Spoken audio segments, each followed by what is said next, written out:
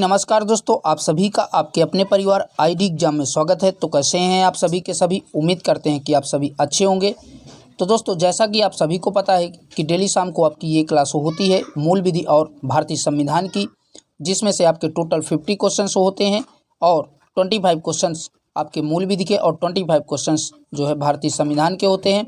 और यह आज की हमारी 18वीं क्लास है।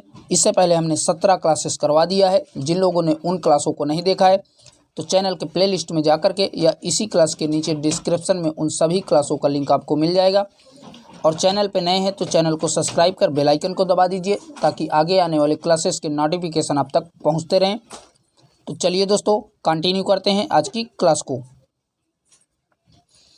क्वेश्चन कह रहा है, राष्ट्रीय सुरक्षा अधिनियम 1980 निम्न में से कब प्रवृत्त हुआ है। तो बताइए दोस्तों, राष्ट्रीय सुरक्षा अधिनियम 1980 जो है कब प्रवृत्त हुआ है या कब लागू किया गया है। तो राइट आंसर हो जाएगा ऑप्शन नंबर ए, 27 दिसंबर 1980 को जो है इसको लागू किया गया है। और बता दें, राष्ट्रीय सुरक्षा अधिनियम 1980 को भारत के राष्ट्रपति ने 27 दिसंबर 1980 को अपनी स्वीकृति प्रदान की थी और इसी दिन इसे जो है प्रवृत्त किया गया था, अर्थात इसी दिन जो है इसको लागू किया गया था 27 दिसंबर 1980 को। आइए देखते हैं नेक्स्ट क्वेश्चन को। अगला जो क्वेश्चन है कह रहा है कि निम्नलिखित में से राष्ट्रीय सुरक्षा अधिनियम का विस्तार है। तो बताइए दोस्तों, राष्ट्रीय सुरक्षा अधिनियम का विस्तार कहाँ पर है। ऑप्शंस कह रहा है सभी राज्यों में, दूसरा कह रहा है सभी केंद्र शासित राज्यों में, तीसरा कह रहा है संपूर्ण भारत में, लास्ट कह रहा है केवल जम्मू कश्मीर राज्य में। तो राइट आंसर हो जाएगा इसका जो है विस्तार संपूर्ण भारत राज्य में है। तो ऑप्शन नंबर सी आपका करेक्ट हो जाएगा। इससे पहले जो है धारा 370 जब तक जम्मू कश्मीर में लागू थी तब तक यह जम्मू कश्मीर में ये अधिनियम नहीं लागू था, लेकिन धारा 370 हटने की वजह से ये संपूर्ण भारत में जो है लागू कर दिया गया। और बता दें, राष्ट्रीय सुरक्षा अधिनियम 1980 को रासुका अर्थात राष्ट्रीय सुरक्षा कानून भी कहा जाता है और इसका विस्तार संपूर्ण भारत में है। ठीक है दोस्तों, आइए देखते हैं अगले क्वेश्चन को। क्वेश्चन कह रहा है, राष्ट्रीय सुरक्षा अधिनियम 1980 के अंतर्गत हिरासत की अधिकतम अवधि क्या है। तो बताइए दोस्तों, हिरासत की अधिकतम अवधि क्या है। तो राइट आंसर हो जाएगा अधिकतम अवधि जो है 12 माह हो सकती है हिरासत की। और बता दें, राष्ट्रीय सुरक्षा अधिनियम 1980 की धारा 13 के अंतर्गत जो है अधिकतम हिरासत की अवधि 12 माह हो सकती है। तो कौन सी धारा के अंतर्गत, धारा 13 के अनुसार जो है इसमें अधिकतम हिरासत की अवधि 12 माह हो सकती है। आइए देखते हैं अगले क्वेश्चन को। अगला जो क्वेश्चन है कह रहा है कि निम्नलिखित में से किस वाद में सर्वोच्च न्यायालय ने यह निर्णय दिया है कि राष्ट्रीय सुरक्षा अधिनियम भारतीय संविधान के अनुच्छेद 14, 19, 21 तथा 22 का उल्लंघन नहीं करता है। तो बताइए दोस्तों, ये जो है किस वाद में बताया गया है कि भारतीय संविधान के अनुच्छेद 14, 19, 21 और 22 का उल्लंघन नहीं करता है। तो राइट आंसर हो जाएगा ऑप्शन नंबर बी, M.K. राय बनाम भारत संघ राज्यवाद में इसको बताया गया है। तो ऑप्शन नंबर बी आपका करेक्ट हो जाएगा। ठीक है दोस्तों, चलिए बढ़ते हैं अगले क्वेश्चन की ओर।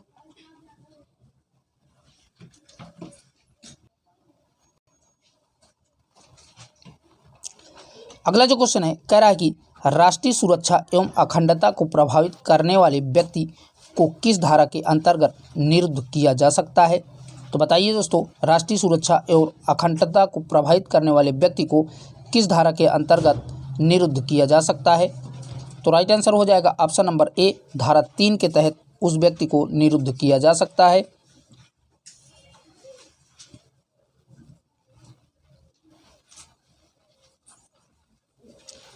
क्वेश्चन कह रहा है, राष्ट्रीय सुरक्षा अधिनियम 1980 भारतीय संविधान के किस अनुच्छेद से संबंधित है।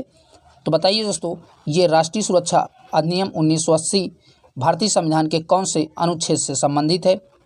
तो यह जो है अनुच्छेद 22 से संबंधित है। तो ऑप्शन नंबर सी आपका करेक्ट हो जाएगा। ठीक है दोस्तों,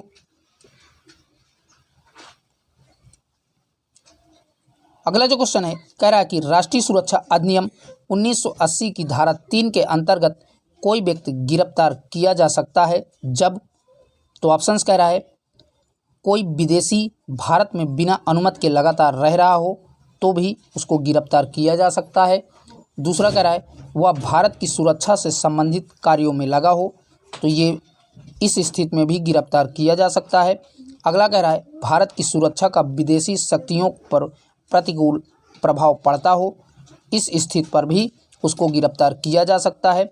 तो राइट आंसर बनेगा उपर्युक्त सभी की सभी स्थितियों में जो है किसी भी व्यक्ति को राष्ट्रीय सुरक्षा अधिनियम 1980 की धारा 3 के अंतर्गत गिरफ्तार किया जा सकता है अगर इन सभी बातों को उसके ऊपर जो है पाई जाती हैं।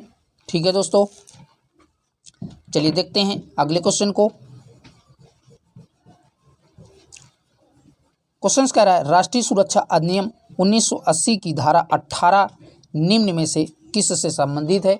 तो बताइए दोस्तों, धारा 18 जो है राष्ट्रीय सुरक्षा अधिनियम की किस में से संबंधित है। तो यह जो है निःसरण एवं विवृत्तियों से संबंधित है। तो ऑप्शन नंबर डी आपका करेक्ट हो जाएगा।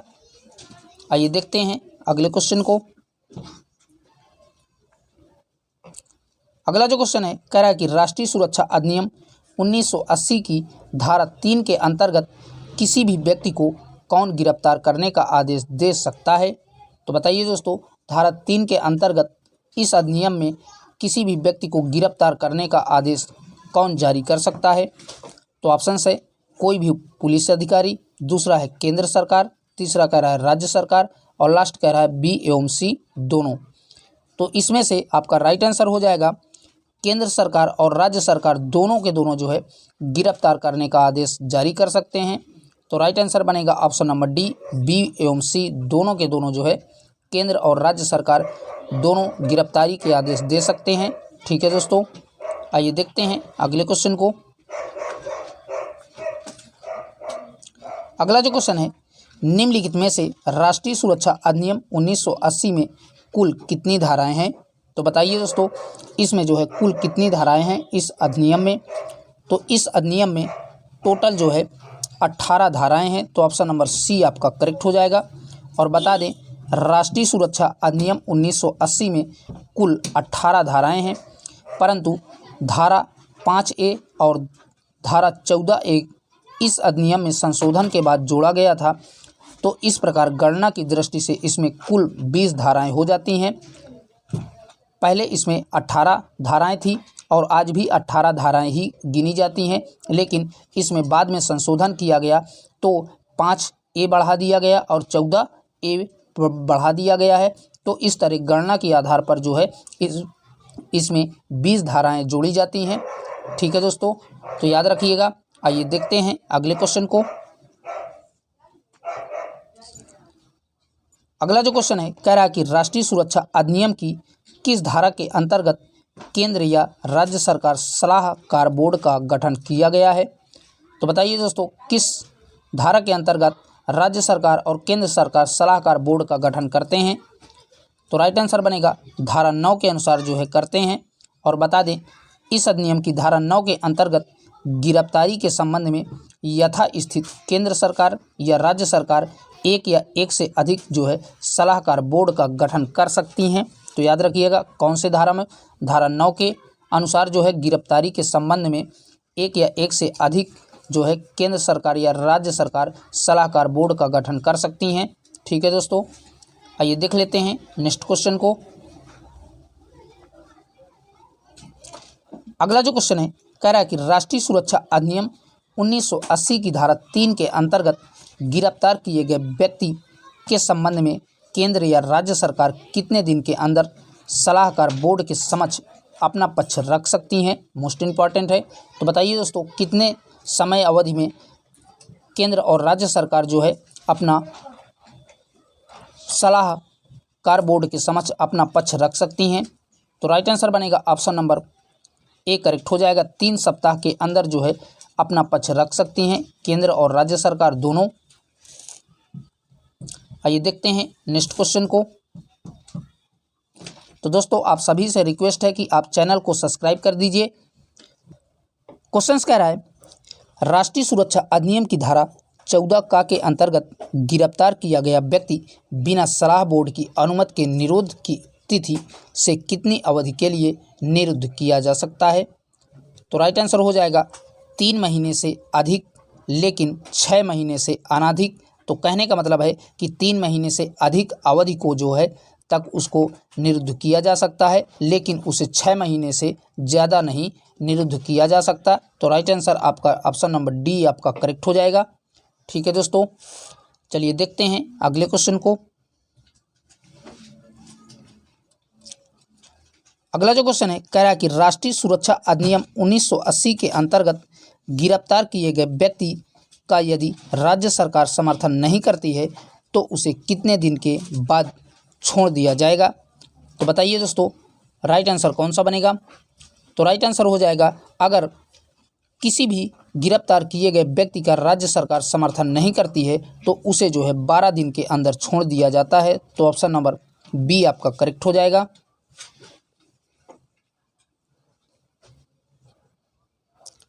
क्वेश्चन कह रहा है राष्ट्रीय सुरक्षा अधिनियम 1980 के अंतर्गत अभियुक्त की गिरफ्तारी के बाद पुलिस अधिकारी द्वारा इसकी रिपोर्ट किसको दिया जाएगा। तो बताइए दोस्तों इसकी रिपोर्ट किसको दिया जाता है पुलिस अधिकारी के द्वारा गिरफ्तार किए गए व्यक्ति की। तो राइट आंसर हो जाएगा राज्य सरकार को इसकी रिपोर्ट दिया जाता है। तो ऑप्शन नंबर सी आपका करेक्ट हो जाएगा। ठीक है दोस्तों, आइए देखते हैं नेक्स्ट क्वेश्चन को। अगला क्वेश्चन कह रहा है निम्नलिखित में से आयकर अधिनियम 1961 कब लागू हुआ।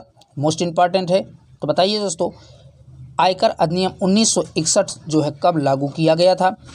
तो यह जो है 1 अप्रैल 1962 को संपूर्ण भारत में लागू किया गया था। तो ऑप्शन नंबर सी आपका करेक्ट हो जाएगा।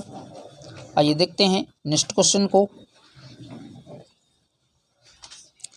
अगला जो क्वेश्चन है आयकर अधिनियम की किस धारा में ग्रह संपत्ति से प्राप्त आय पर आयकर प्रभावी होता है।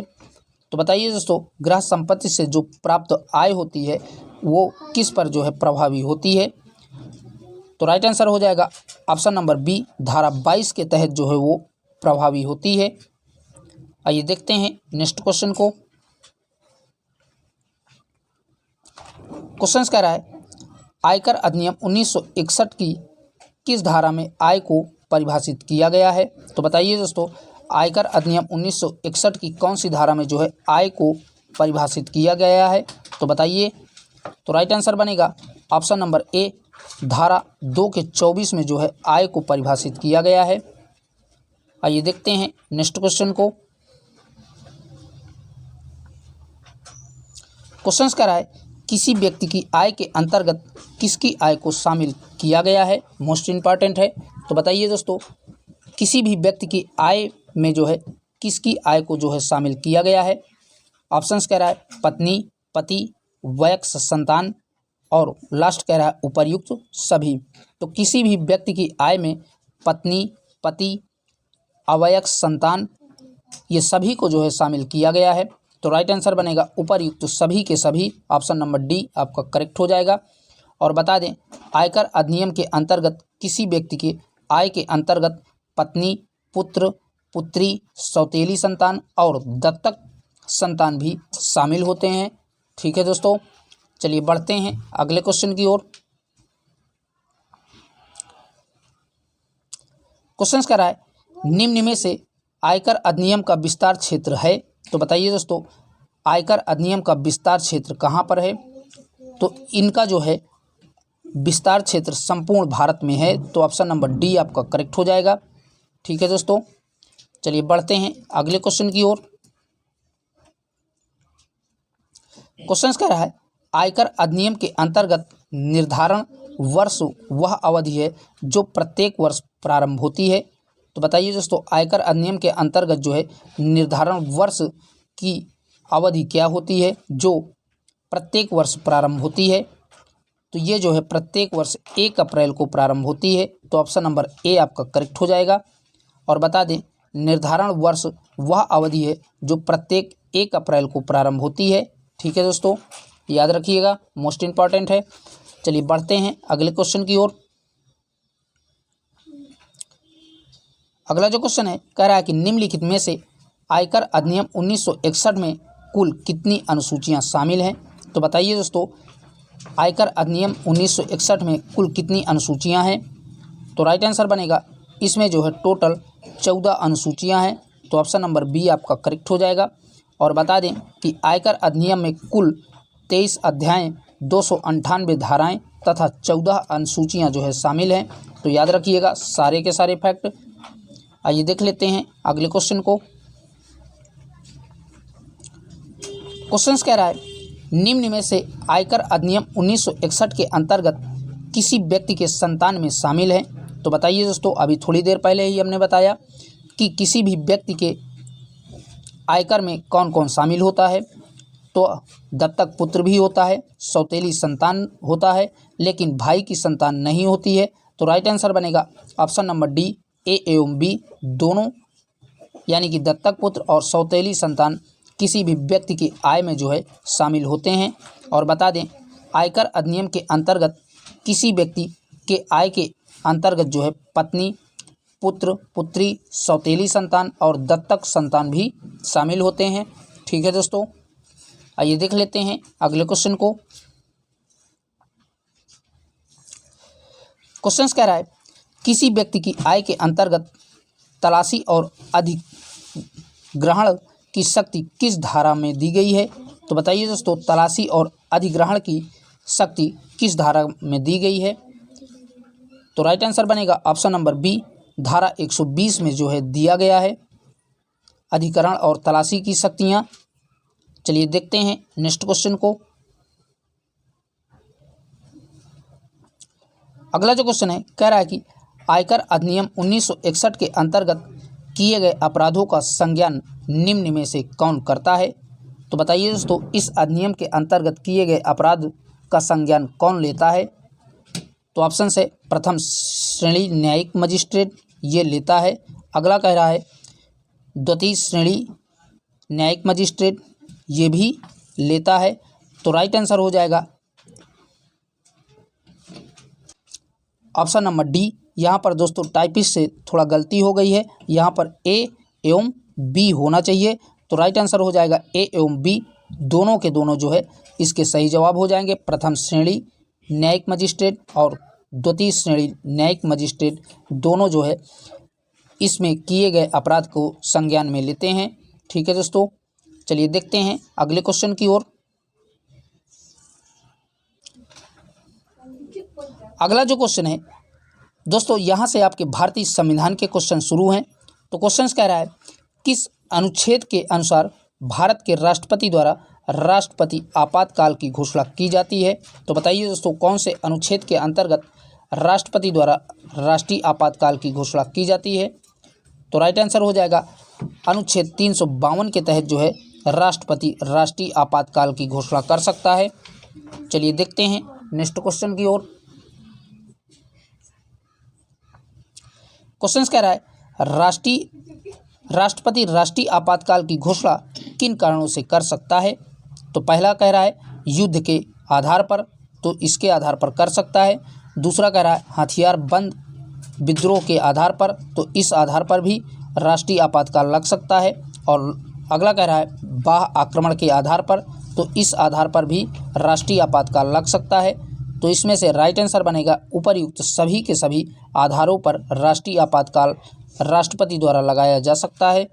ठीक है दोस्तों, चलिए देख लेते हैं नेक्स्ट क्वेश्चन को।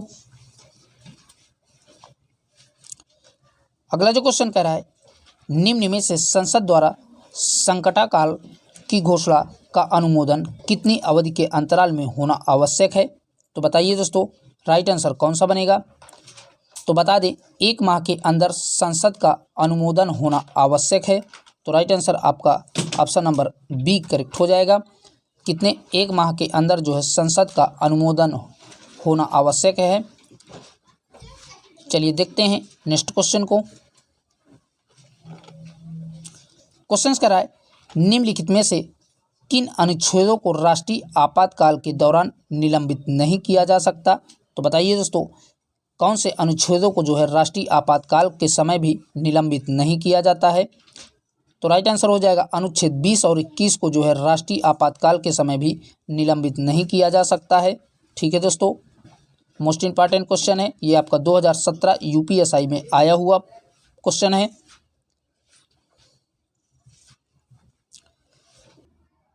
क्वेश्चन है, आपातकाल के समय में किसी राज्य विधानसभा की अवधि किसके द्वारा बढ़ाई जा सकती है? तो बताइए दोस्तों, किसके द्वारा जो है किसी भी विधानसभा की अवधि बढ़ाई जा सकती है आपातकाल के समय में, किसके द्वारा? तो राइट आंसर हो जाएगा ऑप्शन नंबर बी करेक्ट हो जाएगा, संसद के द्वारा जो है इसकी अवधि को बढ़ाया जा सकता है विधानसभा के। चलिए देखते हैं नेक्स्ट क्वेश्चन को। अगला जो क्वेश्चन है कह रहा है कि प्रायः किसकी सलाह पर राज्य में राष्ट्रपति शासन लागू किया जा सकता है? तो बताइए दोस्तों, किसकी सलाह पर राष्ट्रपति शासन लागू किया जा सकता है? तो राइट आंसर हो जाएगा गवर्नर के जो है सलाह पर राष्ट्रपति शासन लागू किया जा सकता है। और बता दें अनुच्छेद 356 के तहत, किसके दोस्तों? अनुच्छेद 356 के तहत राज्य में राष्ट्रपति शासन गवर्नर अर्थात राज्यपाल की सलाह पर जो है राष्ट्रपति द्वारा लागू किया जाता है, तो याद रखिएगा। आइए देखते हैं नेक्स्ट क्वेश्चन को। क्वेश्चन कह रहा है, निम्नलिखित में से संविधान के किस अनुच्छेद के अंतर्गत किसी भी राज्य में राष्ट्रपति शासन लागू किया जा सकता है? तो कौन से अनुच्छेद के अंतर्गत? अभी थोड़ी देर पहले ही हमने बताया। तो राइट आंसर बनेगा ऑप्शन नंबर सी, अनुच्छेद 356 के तहत जो है किसी भी राज्य में राष्ट्रपति शासन लागू किया जा सकता है। चलिए दोस्तों बढ़ते हैं नेक्स्ट क्वेश्चन की ओर। क्वेश्चन कह रहा है, निम्नलिखित में से राष्ट्रपति शासन अधिकतम कितने समय के लिए लगाया जा सकता है? तो बताइए दोस्तों, राष्ट्रपति शासन अधिकतम कितने समय के लिए लगाया जा सकता है? तो राइट आंसर हो जाएगा अधिकतम 3 वर्ष के लिए लगाया जा सकता है। पहले शुरुआत में 6 माह के लिए इसे लगाया जाता है और फिर बाद में अगर 6 माह की अवधि से अधिक इसको बढ़ाना होता है तो संसद के दोनों सदनों की अनुमति जो है जरूरी होती है, तभी जो है इसको बढ़ाया जा सकता है 6 माह से अधिक, और अधिकतम इसको 3 वर्ष तक लगाया जा सकता है। ठीक है दोस्तों, आइए देख लेते हैं अगले क्वेश्चन को।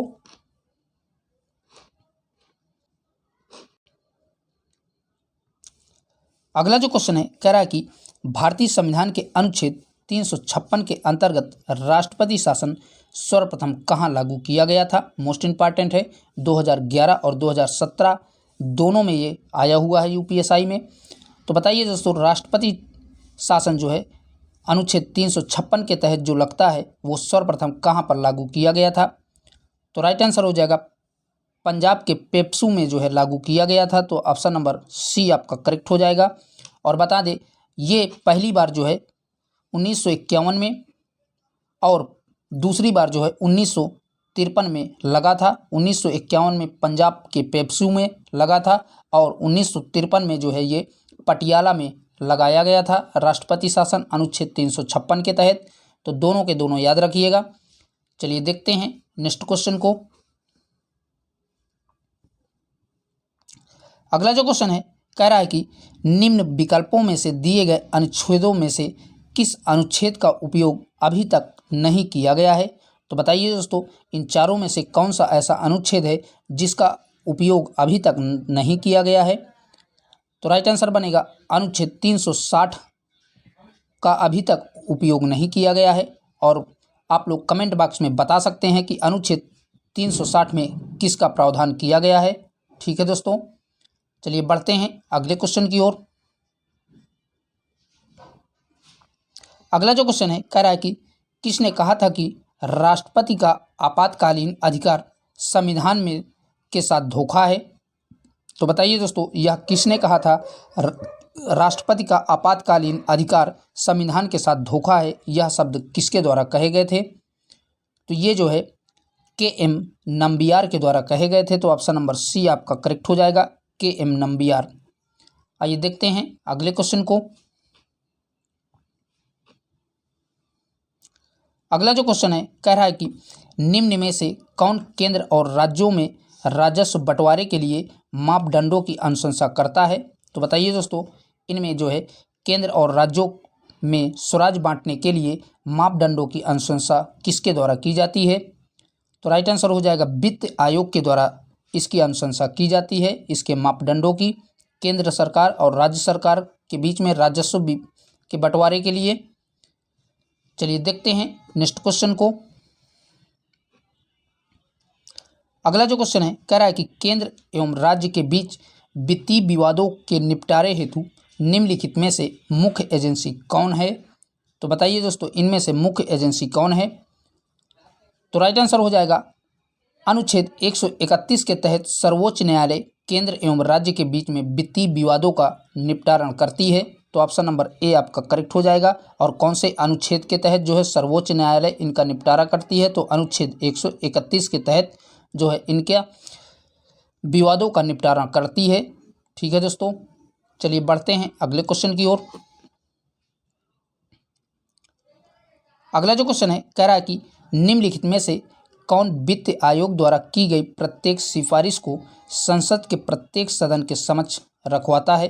तो बताइए दोस्तों कौन जो है वित्त आयोग द्वारा की गई प्रत्येक सिफारिश को संसद के प्रत्येक सदन में के समक्ष रखवाने का काम करता है? तो राइट आंसर हो जाएगा ऑप्शन नंबर ए, राष्ट्रपति जो है ये काम करता है। अगला क्वेश्चन है निम्नलिखित कथनों में से कौन सा कथन राज्य वित्त आयोग के संबंध में सही है? तो बताइए दोस्तों इनमें से कौन सा कथन जो है राज्य वित्त आयोग के संबंध में सही दिया गया है? पहला कह रहा है यह एक प्रशासनिक संस्था है। दूसरा कह रहा है यह एक संवैधानिक संस्था है। तीसरा कह रहा है यह एक अनौपचारिक संस्था है। और लास्ट कह रहा है इनमें से कोई नहीं। तो राइट आंसर हो जाएगा यह एक प्रकार की संवैधानिक संस्था है। यही जो है राज्य वित्त आयोग के संबंध में सही दिया गया है। ठीक है दोस्तों, अगला जो क्वेश्चन है कह रहा है कि योजना आयोग को प्रतिस्थापित करते हुए निम्नांकित में से किस तिथि नीति आयोग अस्तित्व में आया था? यहाँ पर दिन की जगह पर तिथि होना चाहिए। तो बताइए दोस्तों योजना आयोग को जो है प्रतिस्थापित करते हुए निम्नांकित में से किस तिथि को नीति आयोग जो है अस्तित्व में आया था? तो नीति आयोग जो है 1 जनवरी 2015 को अस्तित्व में आया था। ये जो है योजना आयोग के स्थान पर इसको लाया गया था नीति आयोग को। तो याद रखिएगा किसके स्थान पर? योजना आयोग के स्थान पर 1 जनवरी 2015 को प्रधानमंत्री नरेंद्र मोदी द्वारा जो है इसको नीति आयोग को लाया गया था। तो याद रखिएगा दोस्तों। आइए देख लेते हैं अगले क्वेश्चन को। अगला जो क्वेश्चन है कह रहा है कि निम्नलिखित में से नीति आयोग के विषय में कौन सा एक सही नहीं है? तो बताइए दोस्तों इनमें से नीति आयोग के विषय में कौन सा एक सही नहीं है? तो पहला कह रहा है इसका गठन जनवरी 2015 में किया गया था। तो ये आपका सही दिया है। अगला कह रहा है इसमें एक पूर्णकालिक अध्यक्ष होता है। तो ये भी आपका गलत दिया है। इसमें कोई भी पूर्णकालिक अध्यक्ष नहीं होता है। और अगला कह रहा है यह सहकारी संघवाद के सिद्धांत पर आधारित है। ये बात सही है। अगला कह रहा है इसका गठन योजना आयोग के स्थान पर किया गया था। तो ये भी सही है। तो इस प्रश्न का आंसर आपका राइट हो जाएगा ऑप्शन नंबर बी, इसमें एक पूर्णकालिक अध्यक्ष होता है। ये जो है नीति आयोग के विषय में गलत दिया है। ठीक है दोस्तों, चलिए बढ़ते हैं अगले क्वेश्चन की ओर। अगला है निम्नलिखित में से वित्त आयोग एवं योजना आयोग के परस्पर विलय का प्रस्ताव किसने दिया था? तो बताइए दोस्तों वित्त आयोग और योजना आयोग के विलय का प्रस्ताव किसके द्वारा दिया गया था? तो राइट आंसर हो जाएगा M.V. माथुर के द्वारा दिया गया था। तो ऑप्शन नंबर सी आपका करेक्ट हो जाएगा। ठीक है दोस्तों, अगला जो क्वेश्चन है कह रहा है कि भारत में राष्ट्रीय विकास परिषद कब गठित की गई? मोस्ट इंपॉर्टेंट है। तो बताइए दोस्तों भारत में जो है राष्ट्रीय विकास परिषद कब गठित की गई थी? तो ये जो है 6 अगस्त 1952 को जो है गठित की गई थी राष्ट्रीय विकास परिषद। तो ऑप्शन नंबर डी आपका करेक्ट हो जाएगा। आइए देख लेते हैं अगले क्वेश्चन को। क्वेश्चन कह रहा है निम्नलिखित में से राष्ट्रीय विकास परिषद का मुख्य संबंध है। तो बताइए दोस्तों राष्ट्रीय विकास परिषद का मुख्य संबंध किससे है? तो राइट आंसर हो जाएगा पंचवर्षीय योजनाओं के अनुमोदन से इसका संबंध है। तो ऑप्शन नंबर ए आपका करेक्ट हो जाएगा। क्वेश्चन कह रहा है निम्न में से राष्ट्रीय विकास परिषद की अध्यक्षता किसके द्वारा की जाती है?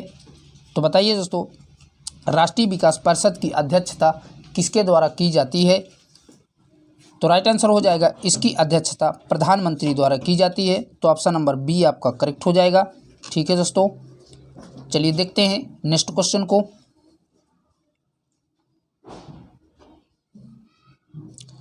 क्वेश्चन कह रहा है निम्न में से भारत के प्रथम लोकपाल कौन हैं? तो बताइए दोस्तों, भारत के प्रथम लोकपाल कौन हैं?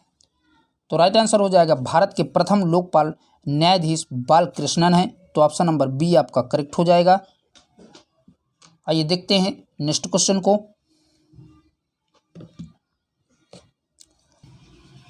क्वेश्चन कह रहा है भारत में लोकपाल एवं लोकायुक्त की स्थापना का सुझाव किसने दिया था?